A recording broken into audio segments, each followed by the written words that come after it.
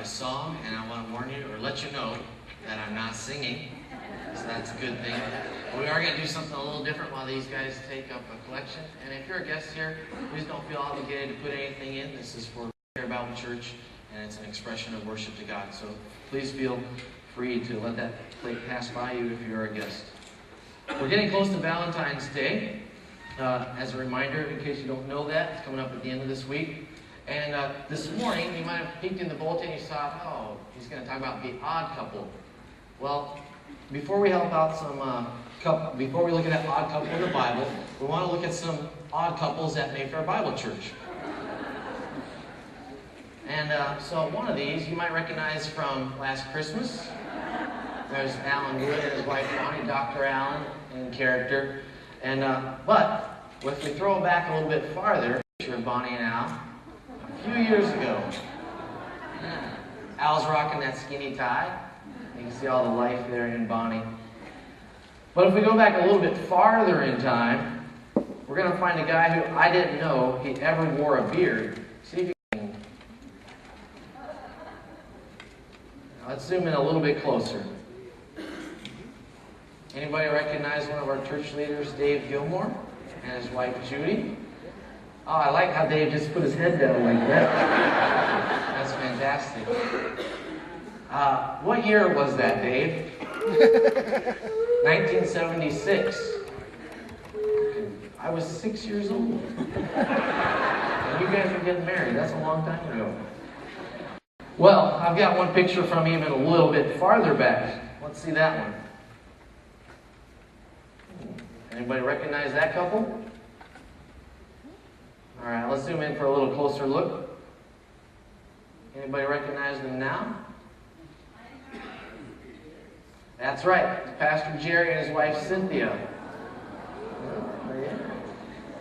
They're amazed, Jerry.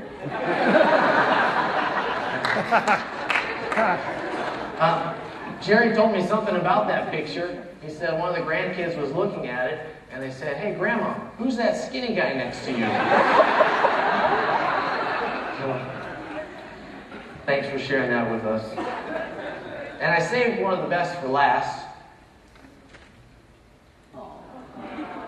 Yeah, that's right. 1991, baby. First of all, I wanted to prove that I actually had hair on my head at one point. I got that picture. And to let you know I'll never wear a purple shirt again. It's kind of weird going down memory lane. But enough of that. We have 2 gift cards that we want to give to 2 special couples. So I've asked my young assistants, Max Baxter and John Stewart, to help me out. But I'm going to ask you, we have 2 gift cards. One is for the first couple, and hopefully it'll help you celebrate Valentine's a little bit. But if you've been married less than 5 years, can I ask you to stand up? If you've been married less than 5 years. Oh. Where'd your other half go? You sure you're still married? All right, let's find out. Max, you ready to go? I think. All right, what year were you married? 2009. That's not that hard of a question, Ryan. What year were you guys married? 2012. So you got to sit down. You're a loser. All right, put it down there. All right, and we're going to ask you guys a question as there's a price to pay for this gift card. Tell everybody your names and when and where you guys were married. I'm Brandon. This is my wife, Christina Cooper. We were married May 26, 2012 at Calvary Presbyterian Church in Burton, or Flint. Yep. Now let's put you on the spot. Do you remember the colors of your wedding? They were teal and yellow. Oh, good work. All right. Way to go. Thank you. Hope you guys have a great Valentine's Day. Now we want to go the other direction. Some of you old timers that have been married for quite a while, we want to help you celebrate as well. So if you've been married longer than 20 years, I'm sure there's quite a few folks in here married longer than 20 years. Would you please stand? Wow. That's cool. That's great. Now, if you've been married longer than 30 years, please remain standing. Less than that, you got to sit down. Not too many sat down. All right. Well, we'll just jump it up to 40 years. If you've been married 40 years or longer, please remain standing. Wow. All right. 45 years. All right. That thinned out the crowd a little bit. No, I'm glad that we have so many marriages that have lasted that long. It's great. 50 years. That's a pretty significant milestone.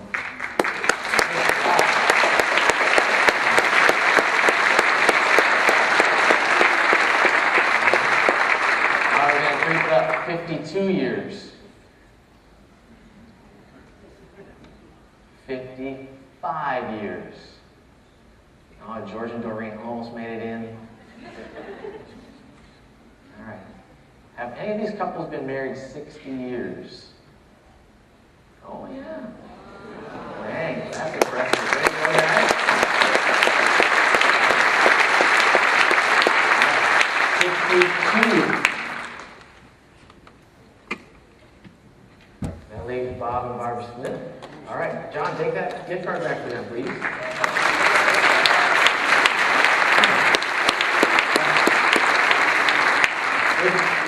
Would you tell everybody your name? Bob and Barbara Smith, and we were married June 16th, 1951. Wow. Do you remember where? First Baptist Church in Flushing. And do you remember the colors of your wedding? There were no colors back then. That was 3 years ago. Thank you, Bob and Barbara.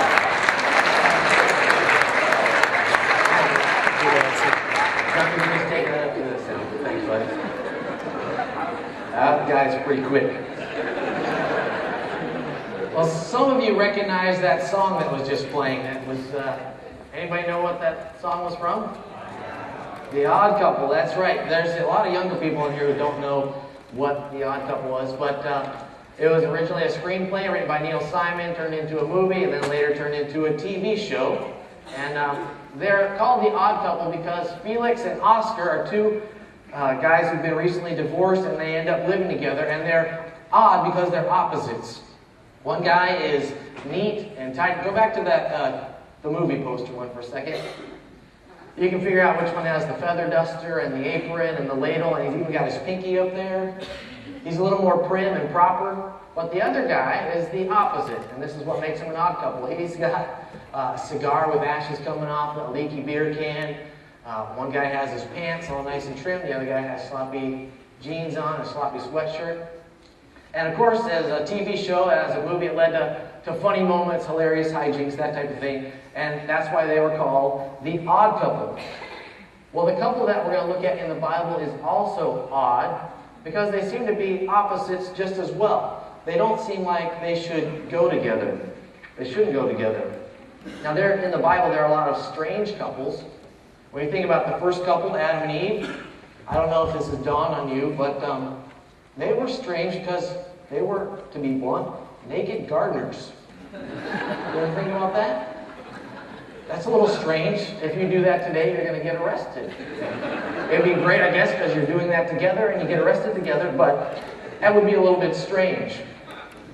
You think a little bit farther, the father of the Israelites, Father Abraham, and his wife Sarah, they were a little strange because about the time most of us have expired, and they should have been having grandkids, maybe great-grandkids. They were having their first child. That makes them a little bit strange. And then Abraham's son Isaac married a woman that he never met.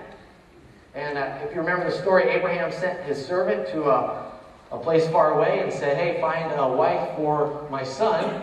And when he met her, when the servant met this woman, he had been on his journey, and he asked for some water. She said, sure, I can give you some water. Would you like some water for your camels as well?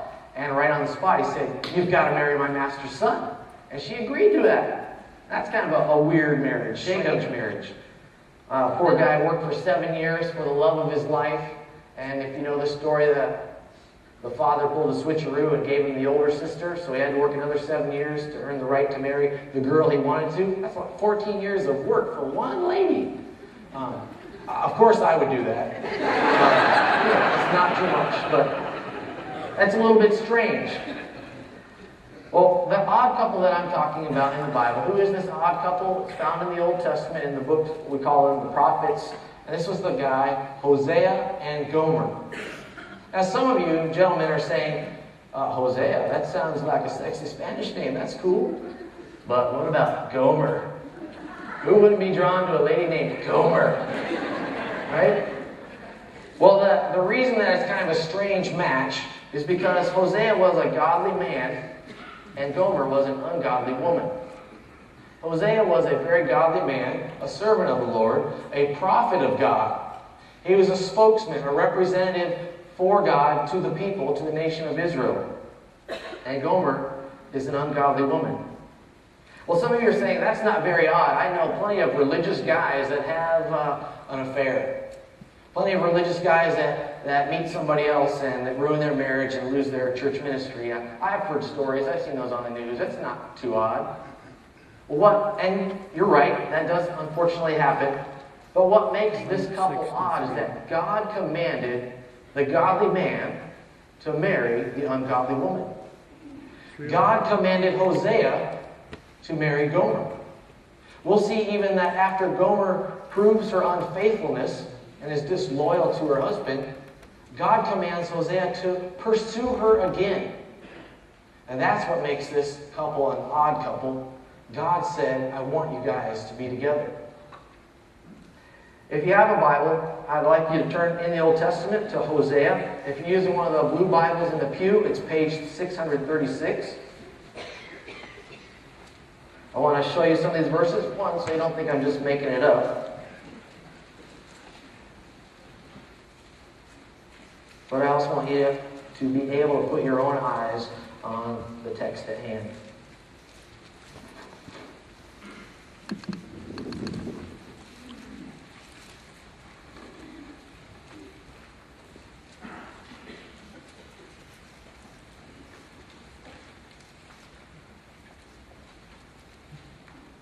Hosea's book is only 14 chapters. It's not a very long book. It's considered one of the minor prophets, just because of its size. But he has a ministry that's interesting in and of itself. If you remember the kings of Israel, does anybody remember the very first king of Israel? His name was Saul, and after him came, and then after him, and then what happened to the kingdom? It split. And so you had the northern part of the kingdom and the southern part of the kingdom. This prophet, Hosea, was ministering to the northern part of the kingdom. A lot of what we have in the Bible has prophets ministering to the southern part, where Jerusalem was located. Also called, the area is called Judah. But we find him ministering to the northern section called Israel.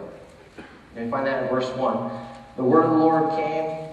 Sorry, that's a little too loud. The word of the Lord that came to Hosea, son of Beeri, during the reigns of Uzziah, Jotham, Ahaz, and Hezekiah, kings of Judah, and during the reign of Jeroboam, son of Jehoash, king of Israel. One of the things you need to know about Jeroboam, just to help set the stage, is he was doing an okay job of managing the nation. They're experiencing prosperity. They're experiencing some measure, some degree of peace with other nations. But unfortunately, the prosperity has led to a propensity to become self-reliant. To say, the stuff that we agreed to do for God just isn't so important anymore. We'll take things into our own hands. We'll do what we want to do. And their success had led them to interact with other cultures and to make arrangements or alliances with other nations. And one of the things that was involved in that was to share religions, to worship some of the gods that these other countries worshipped. And so this was something that was developing. The prosperity was great, but it was leading to a bad place for the nation of Israel, a nation that had committed to following God and God alone, not to worship any other gods. And so, just to prove that this odd couple is real and that God gave the instructions, look at verse 2, and for some of you it's on the screen if you want to follow along there.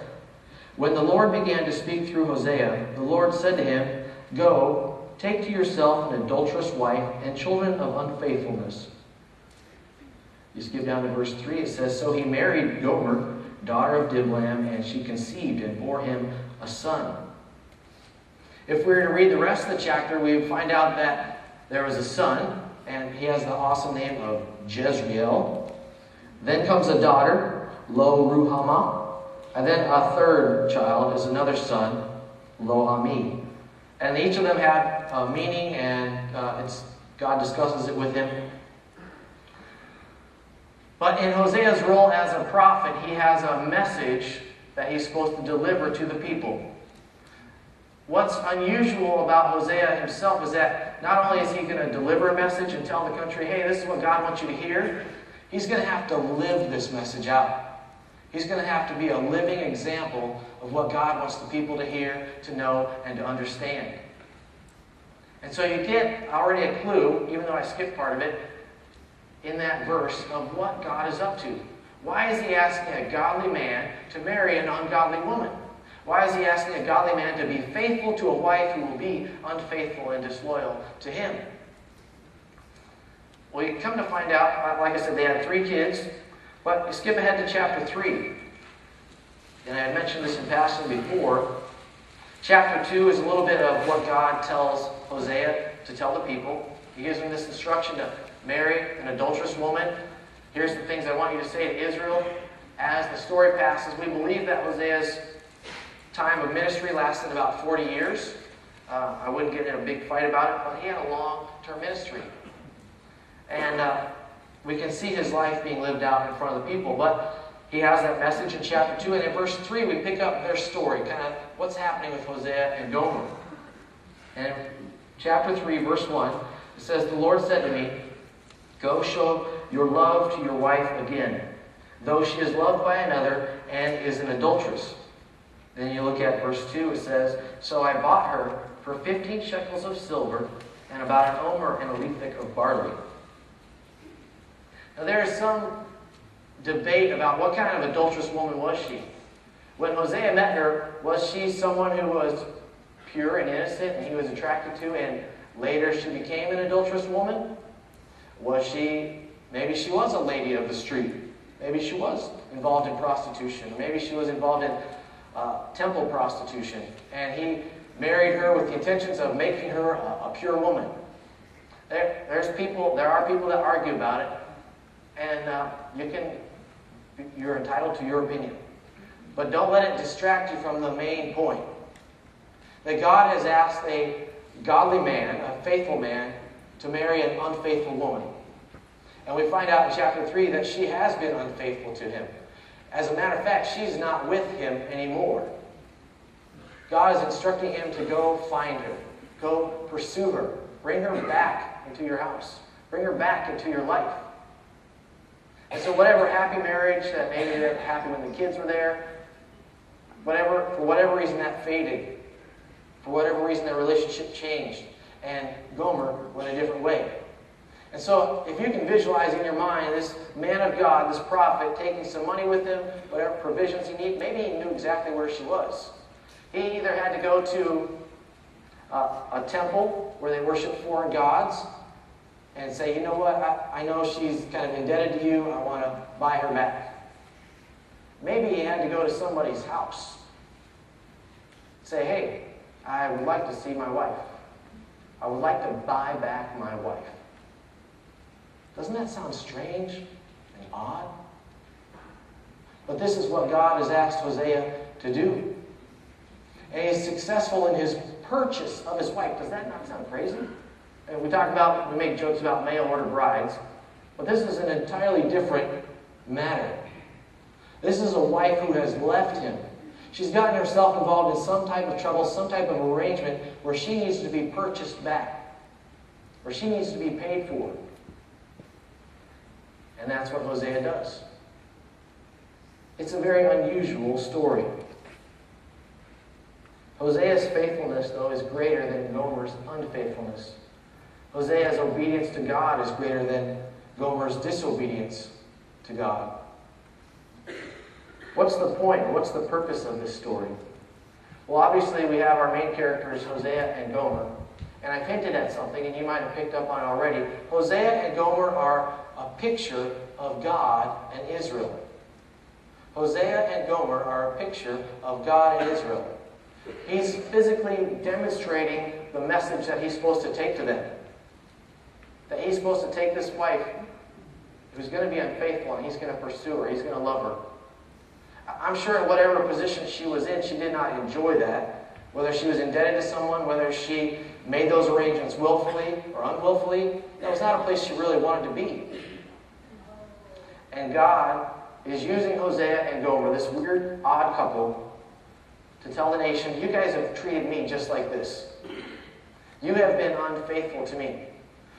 How and why could God say that?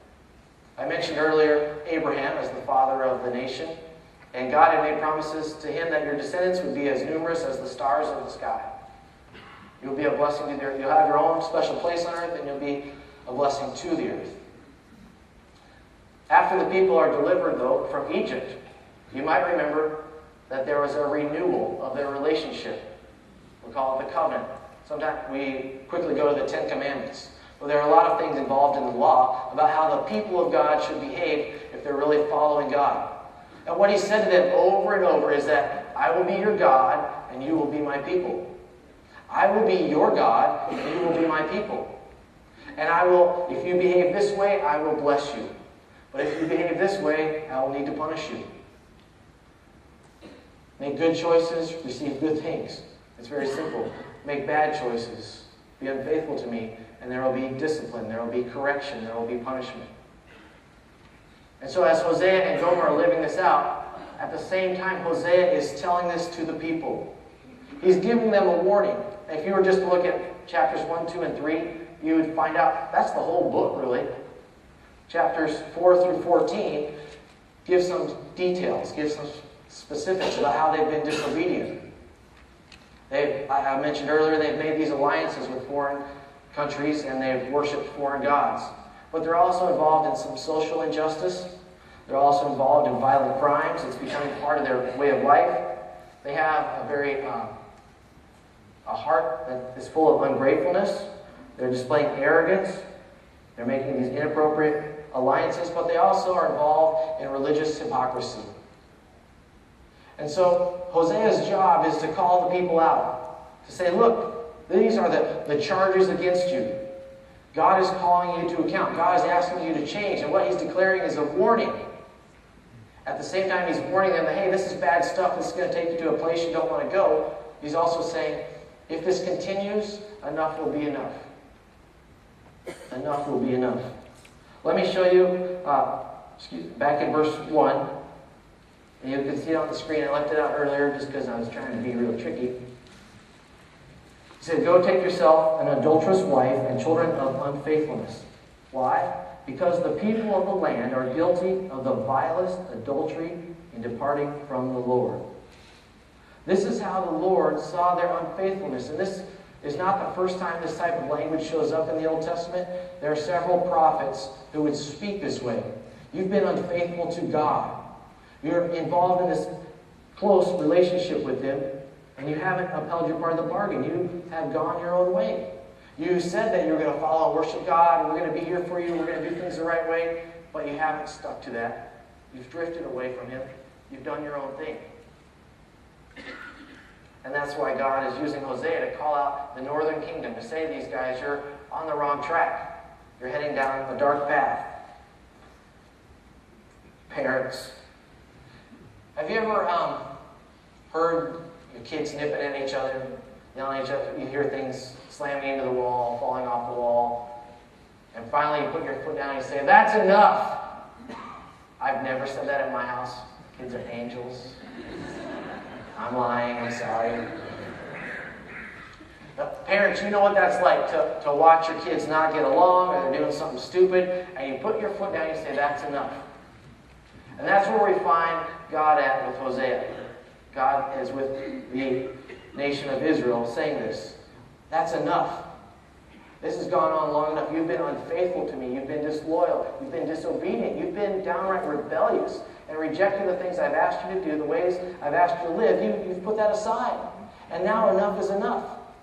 And in their particular case, he's going to let a foreign power come in and overthrow them, dominate them, rule them, put them under their thumb. They will no longer have the protection and the provision that God has given to them for many years because of their unfaithfulness. because of their disloyalty and their disobedience. God is saying that that's enough. That's what's happening here.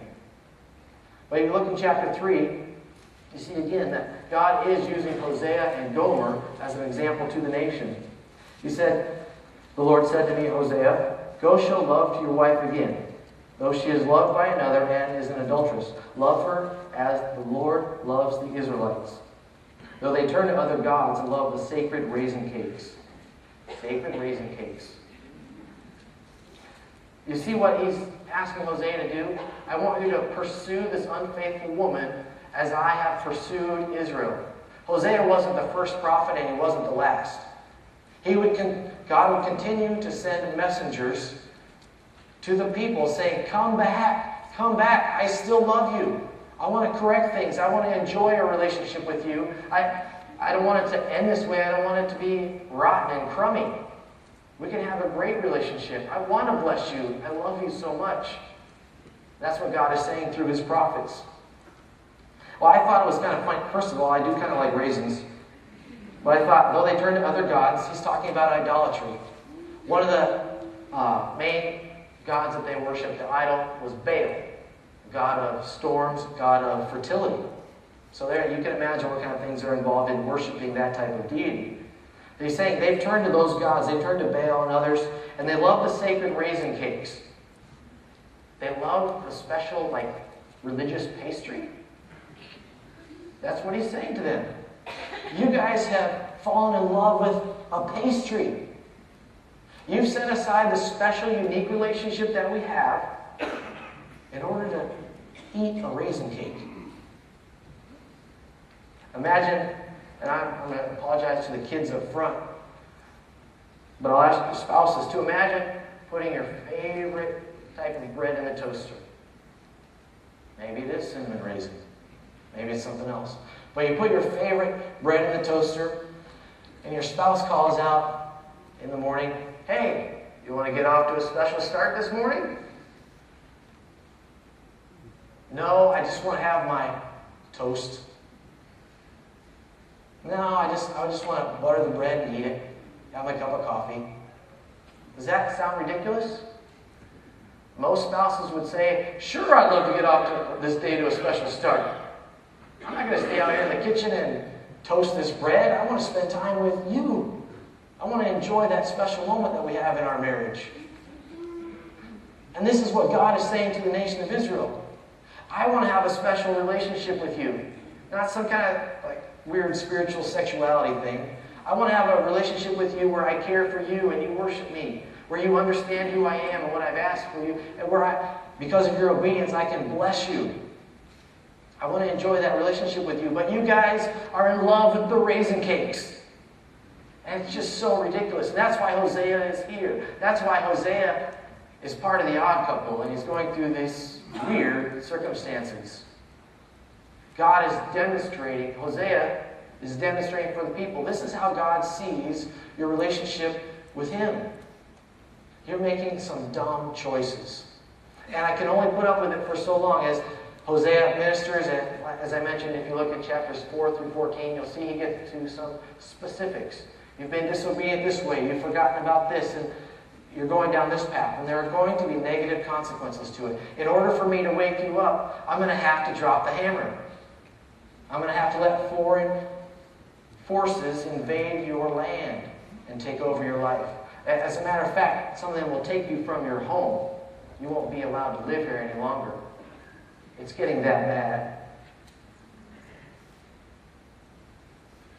Hosea and Gomer are definitely an odd couple. It's because God wanted to use them as a living example of the relationship God and Israel had.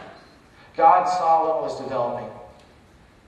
So why are we looking at this odd couple this morning? Because it reminds us of God and us. I don't know how many of you are in love with raisin cakes. I'm not sure exactly what that is. But this story has been preserved for a long time. It's a weird story, an odd story, and God made sure it's in the Bible. And it's been there a long time. Because the tendency of human hearts is to drift away. Is to make a commitment and say, it doesn't mean so much anymore, and to drift away. The tendency of human hearts is to say, wow, I really like the blue Gatorade. And then a week later, I don't like the blue Gatorade so much, I like the red Gatorade. The tendency of our hearts is to change and to drift. And so God's preserved the story to remind us that His love for us, His faithfulness to us is stronger than our unfaithfulness to Him. His love does reign supreme. His love is steadfast. It does not fail. If it involves discipline that leads to restoration, then He will administer that discipline. But God, here we are gathered this morning as people who claim to follow God in a church, which a lot of people call a house of God. And some of us, we express our hearts to Him. We raise our hands. We say, you have everything. Take my heart. Supply for me. Provide for me. Watch over me. Some of us do that on a regular basis. We come in here, but then we walk out and we're unfaithful to Him. We show up for a few minutes on a Sunday, but the rest of the week, God doesn't mean a whole lot. We're not loyal to Him Monday through Saturday, from Sunday to Sunday. We're loyal and we're faithful to Him in the moment, but not the rest of the week. I believe God's preserved this as a reminder to us that sometimes we love Him with everything we've got, and yet that fire can fade. And He calls us back to say, hey, I'm ready to take care of you. Hey, I want to do special things in your life. I want to provide for you. But I need to see some kind of like-minded response. I can't just bless you when you're involved in sin.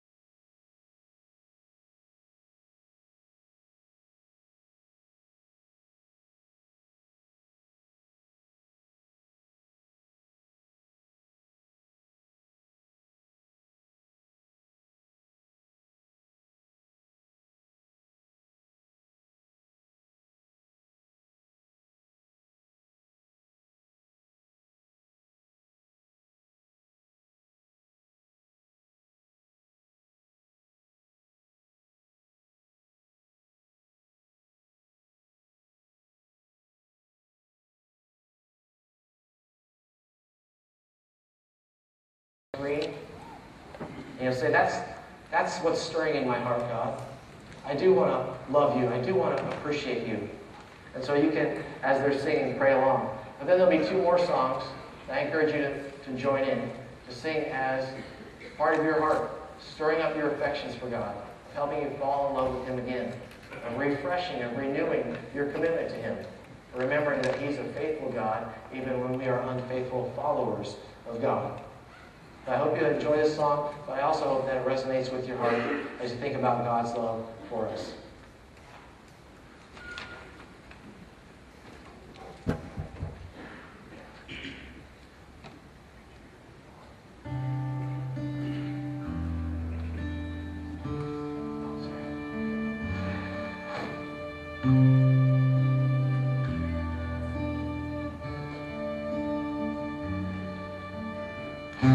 Ashamed of what I've done, what I've become. These hands are dirty. I dare not lift them up to the Holy One.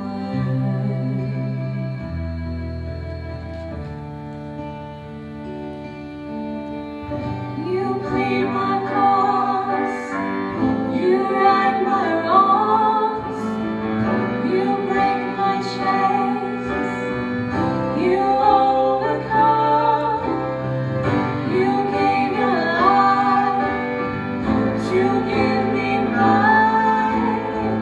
You say that I am free. How can it be? Yeah.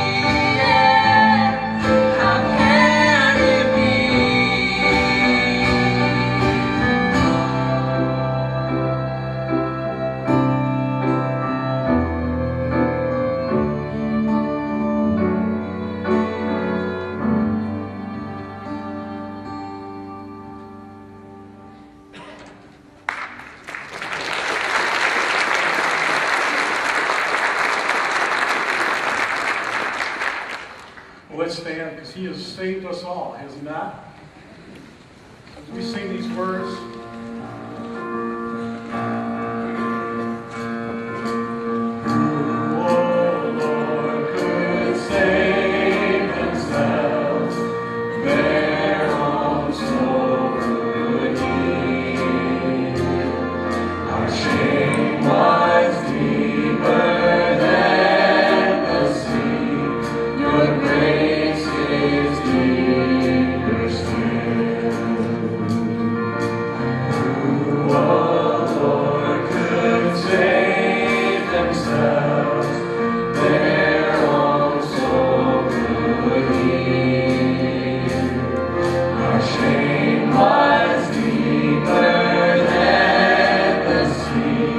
Your grace is deeper still.